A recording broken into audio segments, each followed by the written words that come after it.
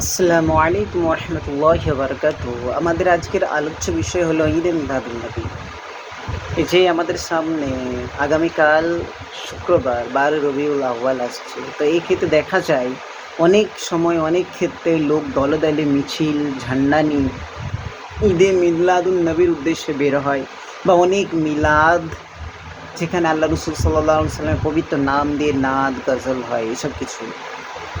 সর্বপ্রথম আমি এটা বলবো যে কোরআন ও হাদিসে আল্লাহ রসুল সাল্লাল্লাহু আলাইহি সাল্লামের জন্মদিন কোনো জায়গায় প্রমাণিত নয়।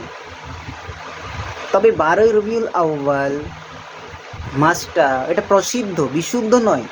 অনেক উলামাদের একমত বিশুদ্ধ হলো ৮ই রবিউল আউয়াল, অর্থাৎ ৮ই রবিউল আউয়াল আমাদের থেকে চলে গেছে। তো এই বিষয় নিয়ে অনেক ক্ষেত্রে দেখা যায় যারা পালন করে, তারা যারা পালন করে না তাদেরকে একটা হেয় ভাবে, তাদেরকে একটা আলাদা চোখে দেখে। তো এমনিতেই ঈদে মিলাদুন্নবী সাল্লাল্লাহু আলাইহি সাল্লাম উদযাপন করা বিদআত, সহি নয়, জায়েজ নয়।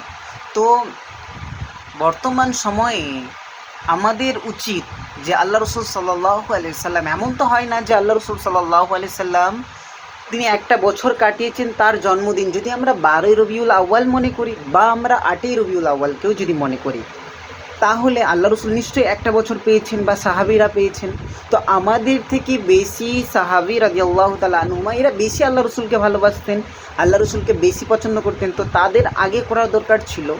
তো তারা আল্লাহ রসুলকে বুঝতেন, দেখেছেন। তো আল্লাহ রসুলকে তারা বুঝতে পারতেন, অনুভব করতেন, তাই তারা বুঝেছেন যে আল্লাহ রসুল এটা পছন্দ করেন না, তাই তারা করে না। তাই হাদিস কুরআন থেকে এটা কোনো জায়গায় প্রমাণিত নয়। আর যদি কেউ প্রমাণ পায় নিশ্চয়ই আমাদেরকে জানাবেন, আমরা করবো ইনশাআল্লাহ।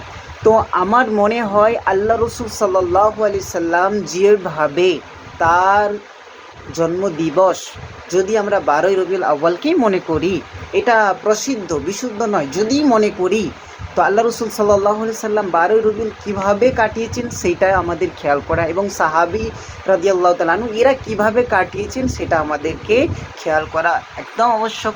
এবং প্রশ্ন একটা আসছিল যে ১২ই রবিউল আউয়ালের উদ্দেশ্যে, নবীর উদ্দেশ্যে রোজা রাখার ব্যাপার নেই। দেখুন, আপনি অন্য সময় যেভাবে রোজা রাখেন সেই নিয়তে নফল ইবাদত আপনি করতে পারেন। আল্লাহ রসুল সাল্লাল্লাহু আলাইহি সাল্লাম সোম এবং বৃহস্পতিবারে রোজা করতেন, তো আপনি করতে পারেন। বর্তমান সময়ে দেখা যায় নামাজ নেই, কিন্তু যেগুলো ইসলামে নেই, যেগুলো বিদআত, সেগুলো সওয়াবের উদ্দেশ্যে করতে গিয়ে আমরা বেশিরভাগ ভুল করে বসে ফেলি। আমাদের মেন উচিত আগে আমাদের ৫ ওয়াক্ত নামাজ, আল্লাহ রসুল সাল্লাল্লাহু আলাইহি সাল্লাম সিরতে দাড়ি রাখা, নামাজ পড়া, মিথ্যা না বলা, আর কূটনীতি না করা, গীবত না করা, এই সমস্ত কাজ আমাদেরকে করতে হবে। আমরা এগুলোতে থেকে দূরে আসি না, কিন্তু মিলাদুন্নবী নিয়ে আমাদের মাথা ব্যথা। আল্লাহ তাবারক ওয়া তাআলা আমাদেরকে সঠিক বোঝ দান করুক এবং হাদিস ও কোরআনের অনুসরণ করে আমাদের জীবনযাপন করার তৌফিক দান করুক। আর আল্লাহ হাফিজ।